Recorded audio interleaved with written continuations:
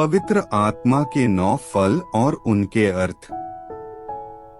वास्तव में आत्मा के वरदानों की बाइबल आधारित 3 सूचियां पाई जाती हैं, जिन्हें आत्मिक वरदानों के नाम से भी जाना जाता है। आत्मिक वरदानों की सूची का विवरण करने वाले 3 संदर्भ रोमियो 12:6-8, 1 कुरिन्थियों 12:4-11 और 1 कुरिन्थियों 12-28 हैं। रोमियो 12 में पहचाने जाने वाले आत्मिक वरदान भविष्यवाणी करना, सेवा करना, शिक्षा, उत्साह, दान देना, नेतृत्व प्रदान करना और दया दिखाना है। 1 कुरिन्थियों 12:4-11 में पाई जाने वाली सूची में बुद्धि की बातें, ज्ञान की बातें, विश्वास, चंगाई, आश्चर्यजनक कार्यों को प्रकट करना, भविष्यवाणी करना, आत्माओं की परख, अन्य भाषा में बोलना और अन्य भाषा का अनुवाद करने का वरदान है। कुरिन्थियों 12:28 में चंगाई के कार्य, सहायता करना, शासन चलना, भिन्न प्रकार की अन्य भाषाओं का वरदान सम्मिलित है। प्रत्येक वरदान का संक्षिप्त वर्णन। पवित्र आत्मा के वरदान, पवित्र आत्मा के वचन। आइए जानते हैं कि परमेश्वर का वरदान किस किस प्रकार में हमें मिलता है। परमेश्वर जिसे चाहता है उसे उस प्रकार का वरदान देते हैं, तो देर किस बात की, आइए जानते हैं। ज्ञान की बातें। यह बोलने का एक अन्य वरदान है, जिसमें अंतर्दृष्टि के साथ सच्चाई को समझना सम्मिलित है, जो केवल परमेश्वर के प्रकाशन से ही आता है। ज्ञान की बातों के वरदान को पाए लोग परमेश्वर की गहरी बातों और उसके वचन के रहस्यों को समझते हैं। बुद्धि की बातें। सच्चाई यह है कि यह वरदान जिसका वर्णन बुद्धि की बातों के रूप किया गया है, यह संकेत देता है कि यह एक बोलने वाला वरदान है। यह वरदान एक ऐसे व्यक्ति के विषय में वर्णन करता है जो बाइबल आधारित सत्यों को ऐसे निपुण तरीके से समझा और बोल सकता है, जिन्हें पूरी समझ के साथ जीवन की परिस्थितियों के ऊपर लागू किया जा सकता है।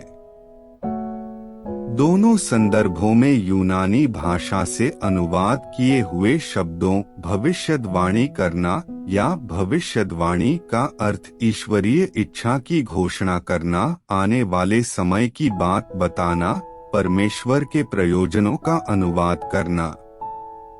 यह किसी तरीके से परमेश्वर के सत्य को अन्य को बताने से है, जो लोगों को प्रभावित करने के लिए निर्मित किया गया है।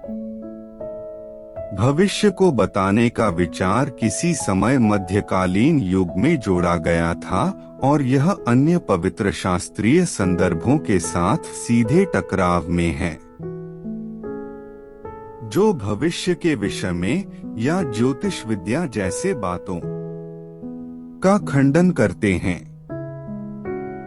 प्रेरितों के काम 16:16-18। विश्वास। सभी विश्वासी कुछ मात्रा में विश्वास के पाए हुए हैं, क्योंकि यह आत्मा का एक ऐसा वरदान है जिसे उन सबों को दिया जाता है जो मसीह में विश्वास करते हैं। गलातियों 5:22-23। विश्वास का आत्मिक वरदान एक ऐसे व्यक्ति के द्वारा प्रदर्शित किया जाता है जिसका परमेश्वर उसके वचन, उसकी प्रतिज्ञाओं और आश्चर्य कर्मों को करने के लिए प्रार्थना की सामर्थ्य में दृढ़ता के साथ और न हिलने वाला भरोसा होता है। चंगाई। यद्यपि परमेश्वर आज भी चंगा करता है, मनुष्य में आश्चर्यजनक चंगाई को प्रकट करने की क्षमता केवल प्रथम सदी के प्रेरितों से ही संबंधित है, जो यह पुष्टि करता है कि उनका संदेश परमेश्वर की ओर से था। आज मसीही विश्वासियों के पास बीमारों को चंगा करने या मृतकों को जीवित करने की सामर्थ्य नहीं है। यदि वे करते तो अस्पताल और मुर्दाघर इन्हीं वरदान पाए हुए लोगों से भरा हुआ होने के कारण प्रत्येक स्थान पर बिस्तर और ताबूत इत्यादि खाली पाए जाते। आश्चर्यजनक सामर्थ्य। इसे आश्चर्य कर्मों को प्रकट करने से भी जाना जाता है।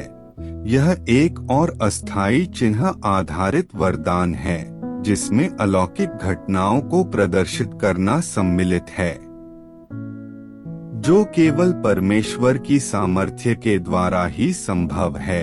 प्रेरितों के काम 2:22। यह वरदान अन्यों के मध्य में पौलुस, प्रेरितों के काम 19:11 से 12, पतरस, प्रेरितों के काम 3:6, स्तिफनुस, प्रेरितों के काम 6:8 और फिलिप्पुस, प्रेरितों के काम 8:6 से 7 के द्वारा प्रदर्शित हुआ था। आत्माओं की परख की भिन्नता। कुछ निश्चित लोगों के पास ही यह विशेष तरह का वरदान इस निर्धारण के लिए पाया जाता है कि सच्चा संदेश परमेश्वर की ओर है या फिर धोखा देने वाले शैतान की ओर से है, जिसके तरीकों में त्रुटिपूर्ण धर्म सिद्धांत, धोखेबाजी सम्मिलित है।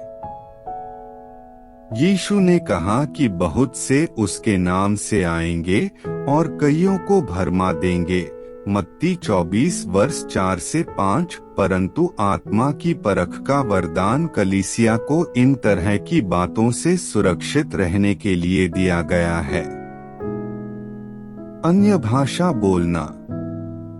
अन्य भाषा में बोलना एक अस्थायी वरदान का चिन्ह है, जिसे आरंभिक कलीसिया में पूरे संसार में सभी जातियों के लोगों और सभी जानने वाली भाषाओं में सुसमाचार देने के लिए दिया गया था।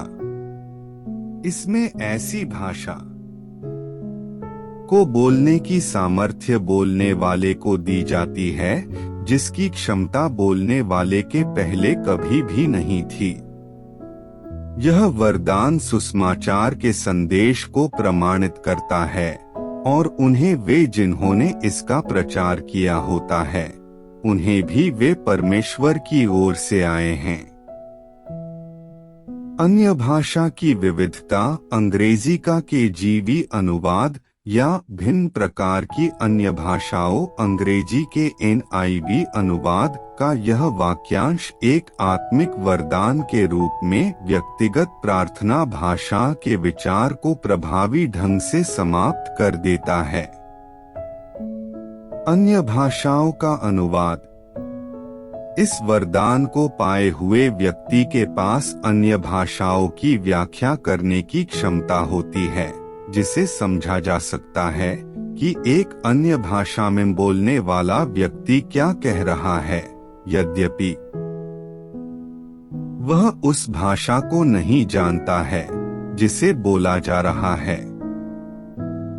अन्य भाषा को बोलने वाला तब अन्य भाषा में बोले गए संदेश का अनुवाद वहां उपस्थित अन्य सबों के लिए करता है, ताकि उसे अच्छी रीति से समझा जा सके।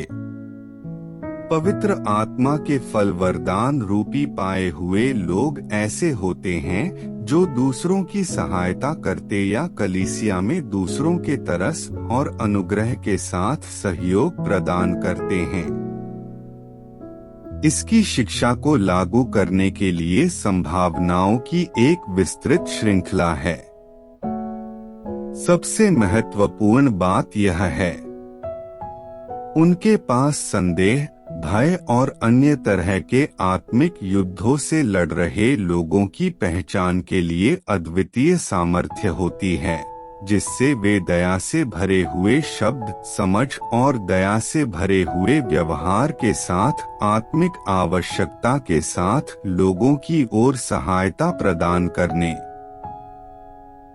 और बाइबल की सच्चाई को दोनों निरुत्तर कर देने वाले और प्रेमपूर्ण तरीके से बताने के लिए आगे बढ़ते हैं। आशा करता हूँ पवित्र आत्मा के 9 फल इसके बारे में जानकर बड़ी आशीष मिली होंगी। अपने अनुभव को जरूर साझा करिए नीचे कमेंट में लिखकर और एक दूसरे से इसको शेयर करें।